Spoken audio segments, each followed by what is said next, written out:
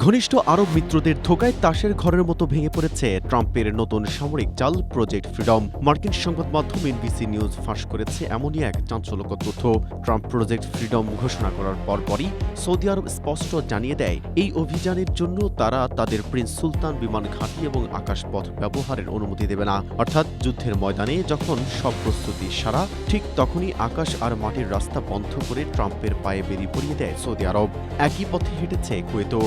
ড্রপসাইট নিউজের রিপোর্ট অনুযায়ী কুয়েত সাফ জানিয়ে দিয়েছে ওয়াশিংটনকে 1 ইঞ্চি জমিও ব্যবহার করতে দেওয়া হবে না। প্রতিবেদনে বলা হয়, আরব মিত্রদের হঠাৎ এই বিদ্রোহটার পেছনে রয়েছে ইরানের ড্রোন আর মিসাইলের ভয়। কারণ এর আগে মার্কিন নৌশক্তি পদক্ষেপ নেওয়ার চেষ্টা করায় সংযুক্ত আরব আমিরাতের ওপর চড়াও হয়েছে তেহরান। এদিকে গত 28 ফেব্রুয়ারি থেকে চলা এই সংকটে হরমুজ প্রণালী এখন পুরোপুরি অচল। বিশ্বের 20% জ্বালানি তেলের এই প্রধান ধমনী এখনও ইরানের দখলে।